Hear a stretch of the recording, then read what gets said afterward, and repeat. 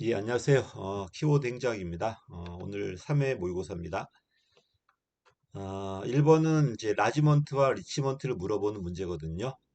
수평적으로 옆으로 넓혀주는 거. 예를 들어서 A일도 있고, B일도 있고, C일도 있는데, 여태까지 A만 했는데, B도 하고 C도 하게 옆으로 넓혀주는 게 라지먼트가 되고요. 그 다음에 아래 위로 완결되게 해주는 게 리치먼트죠. 그래서, 리치먼트가 돼버리면 계층이 줄어들 거고, 아래 위로 완결되게 할 거니까, 라지먼트가 되면은 분업이 줄어들겠죠. 답은 그래서 수평적 중간이니까 뭐가 돼야 돼? 라지먼트가 돼야 돼요. 그럼 답은 1번이네요. 자, 2번 엘더퍼와 메슬로 많이 비교되죠. 그치? 엘더퍼는 5단계고, 아니, 메슬로는 엘더퍼는 3단계고, 메슬로는 항상 밑에서 시작해서 위로 올라만 가고, 엘더퍼는 어느 단계 시작할 수도 있고, 올라갈 수도 있고, 내려갈 수도 있죠. 그 다음에 메슬로는 하나 행동이 하나만, 엘더퍼는 하나 행동이 여러 가지와 또는 하나 욕구의 여러 가지 행동들이 요것들. 그래서 보니까 어쨌든 엘더퍼는 메슬로의 이론을 보완하는 거 맞죠? 그치? 그래서 올라만 가는 게 아니라 내려도 갈 수 있고, 그 다음에 하나 행동이 하나 욕구가 아니라 하나 행동이 여러 가지 욕구와, 그 다음에 2번 틀렸죠? 이거는 메슬로의 주장이에요. 하나의 욕구에 하나 행동이 유발된다는 게 메슬로우인데 엘더퍼는 아니에요. 복합 연결이 0이야. 그지? 하나 행동에 여러 가지 욕구가 연결될 수 있다는 겁니다. 틀렸고요. 3번은 맞았죠? 메슬로우가 올라만 간 다음에 엘더퍼는 내려도 가요. 맞는 말이었고. 그 다음에 메슬로우는 ERG인데 밑으로 가면 아주 구체적이고 행동이 위로 갈수록 추상적이에요. 이러다 보니까 어떤 계층이라기보다는 행동의 추상성을 갖고 정한 거기 때문에 어느 단계에선 시작할 수 있다는 겁니다. 그래서 ERG 이것도 조심해야 돼. 맥클랜드의 권력, 칭교, 성취를 바꿀 수 있으니까 생존 관계 성장하고 맥클랜드의 권력, 칭교, 성취도 좀 구별해 보셔야 돼요. 자, 내려갑니다. 3번입니다. 개방형 직위와 비교되는 건 공모직위죠. 개방형 직위 나왔을 때는 기본적으로 폐쇄형과 대비될 거니까, 우린 개방형은 폐쇄형과 대비될 거니까, 얘가 나왔을 때는 계급제가 아니라 직위분류제, 그 다음에 직업공무원제라기보단 엽관주 요소가 많이 들어와요. 그치? 엽관주 요소가 들어온다는 건 인사권자에게 뭐를 준다는 거야? 재량이 들어간다는 거예요. 꼭 안에서 데리고 들어오는 게 아니라 밖에서 임명할 수 있을 거니까요. 이건 맞았죠. 그 다음에 2번 틀렸죠. 개방형이 돼버리면 안에서 데리고 올라가는 것보다는 밖에서 데리고 올 수 있기 때문에 내부자들의 승진은 작아질 수밖에 없어요. 이게 틀렸고요. 그다음에 어쨌든 개방형 직위는 역관주 요소가 있다니까 이러니까 민주적 통제의 강화에 기여할 거고요. 단순하게 무능력자를 배제하는 게 아니라 유능한 사람을 데리고 올 수 있기 때문에 적극적 인사행정에 기여할 수 있다는 겁니다. 근데 어쨌든 폐쇄형보다 개방형이 되었을 때는 임용이 복잡할 수밖에 없어요. 이중구조잖아요. 폐쇄형 따로 뽑고 개방형 따로 뽑아야 되고 또 개방형마다 다 방법이 다를 거고요. 그러다 보니 복잡합니다. 답은 그래서 2번이었습니다. 자, 4번은 역관주의죠. 얘가 나왔을 때는 뭐 실적주에 대비되는 거야. 어쨌든 정치가가 아니라 그 다음에 전문가 들어온다는 거죠. 어쨌든 역관주의는 선거에서 이긴 정당이 공직을 임명합니다. 그러니까 정치성이 기준이다 보니까 능률성이나 전문성 떨어질 수밖에 없어요. 됐지? 2번 틀렸죠? 개방형은 해봤자 4년밖에 못해요. 역관주의는. 그것이 특권화되었다는 건 신분이 보장된다는 거든 그 세습 공무원이거나 신분이 보장되는 공무원들, 요게 이제 특권화되었다고 그래요. 그래서 되게 직업공무원제가 신분이 보장되다 보니까 특권화되었다고 그러고 또 세습되는 공무원들, 미국의 원래 모습들, 동부 계층들이 세습했었는데 그걸 특권화됐다고 그래요. 자, 이걸 탑하는 게 역관주의니까 답은 2번입니다. 그다음에 정당에 대한 충성도가 결국 정치 헌금일 거거든요. 그 결과 이제 임기 말에 부패가 나올 수밖에 없고요. 또 정당에 대한 공헌도로 자리를 만들다 보니까 일이 있어서 자리가 만들어지는 게 아니라 사람이 있으니까 자리가 만들어져. 이걸 위인설관이라고 그래요. 그래서 불필요한 직위가 남설된다는 이런 문제가 나옵니다. 답은 2번이죠. 자, 5번입니다. 공직 동기 이거 나왔어. 요새 좀 나오는데 얘가 나오는 거는 민간의 동기부여 이론하고 공무원 동기는 다를 수 있다는 겁니다. 민간은 이윤이겠지만 우린 그렇지 않을 수 있다는 거야. 이걸 세 가지로 갈랐죠. 페리란 분이. 합리 차원, 계산해 보니까 또는 참여해 보니까 이득이 되니까 규범 차원은 전체야. 공익이라든지 사회 약자라든지 감성 차원 말 그대로 정서 차원들, 뭐 선의 애국심이라든지 이런 것들. 자, 보니까 정책 과정의 참여는 합리적이에요. 이제 특정 이해관계의 지지도 합리적이고요. 그 정책에 대해서 동일시되었다는 게 그 정책이 나와 관련된 것들에 이게 이렇게 된 건 전부 다 합리 차원이야. 반면에 사회적으로 중요하다 또는 선의 애국심이다 이렇게 말했을 땐 되게 정서로 들어가요. 됐지? 답은 4번이네요.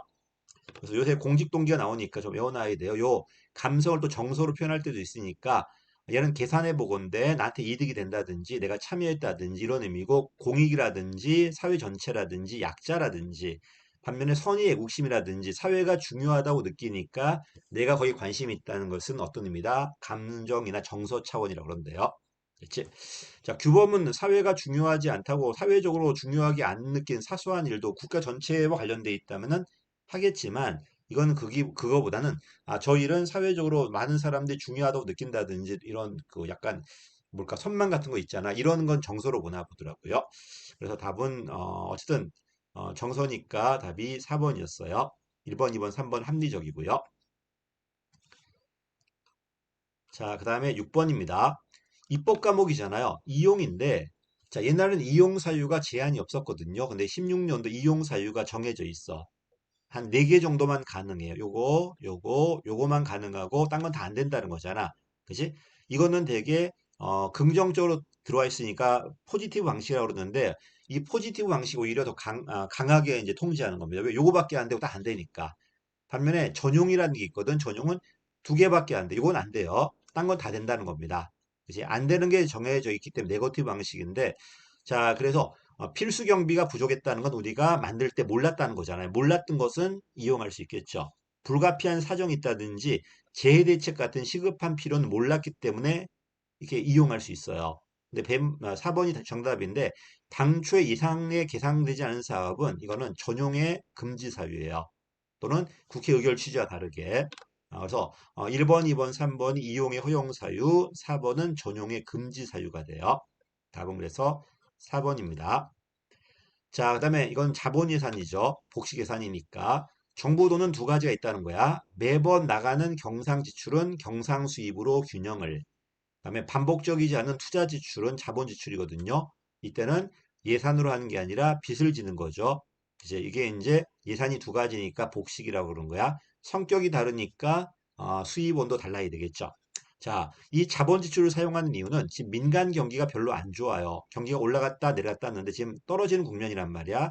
이러니까 국가가 어떻게 하겠다는 거야? 더 많이 써가지고 균형 맞추겠다는 거죠. 그래서 경기 매년이 아니라 순환기를 중심으로 이건 맞았죠. 순환기 중심으로 맞는 말이고 경기가 침체되니까 정부가 더 많이 쓰는 거고 경기가 과열되었을 때 정말 아껴 써야 되겠죠. 이거 맞았죠. 적자는 침체기에는 적자를 과열기에는 흑자를 맞죠. 어쨌든 빚을 졌기 때문에 단기는 불균형이야. 그러나 장기적으로 안정화 맞춰가겠지. 맞는 말이고 주로 언제 쓴다는 거 경기가 안 좋았을 때 쓰는 거니까 불경기 극복 맞아요. 그렇지.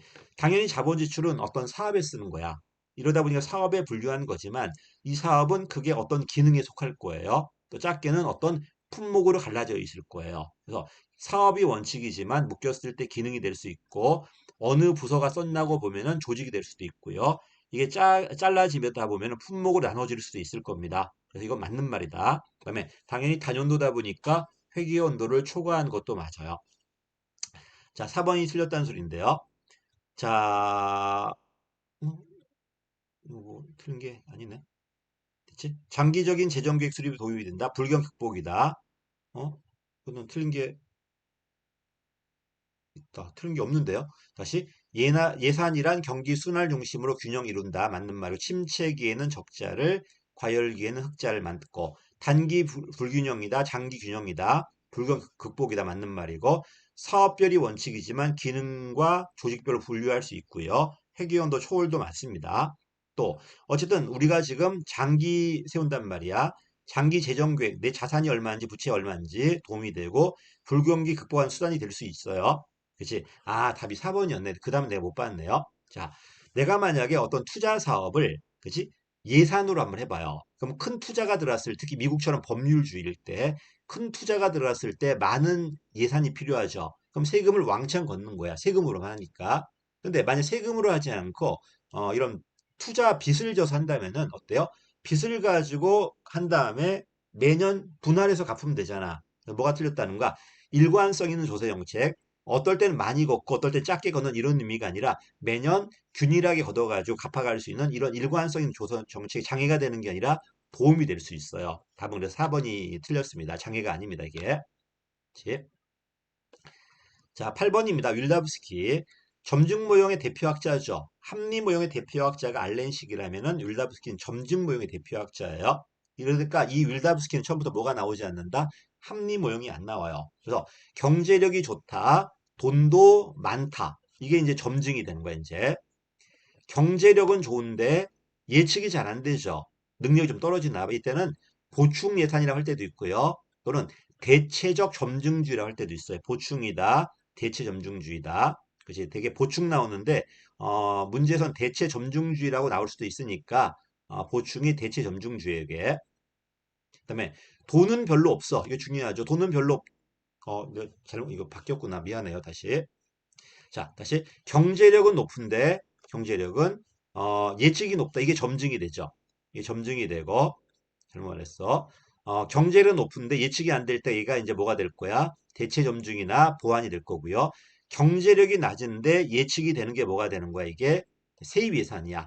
그지? 양입 제출이라고 그래요. 거둘 걸 먼저 하고 쓸 걸 잡으면 되겠죠. 반면 경제력도 떨어지는데 예측도 안 될 때가 이게 뭐야? 반복 예산이라고 그래요. 자, 그래서 기억을 찾는 거니까 기억은 점증이 아니라 뭐가 돼야 돼?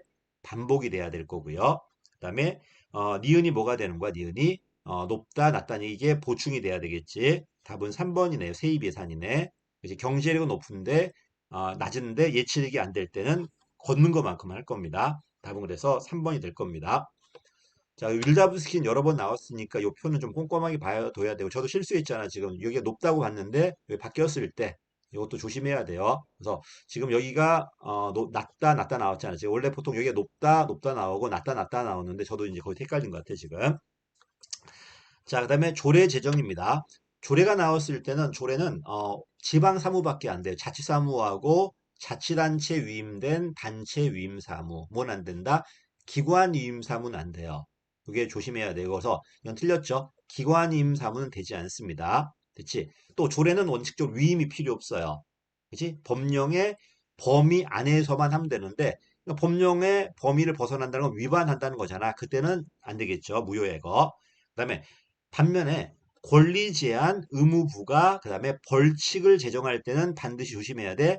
법령이 아니라 법률의 위임이 필요해. 법률. 그치? 그리고 옛날에 규칙은요. 규칙은 단체장이 만드는 규칙은 반드시 조례나 법령의 위임이 있어야 됐었는데 그 규정이 삭제되었죠. 그래서 규칙도 이제는 뭐다? 조례나 법령의 범위 안에서 만들 수 있어요. 위임 규정이 없어졌으니까 그것도 조심하셔야 되고요.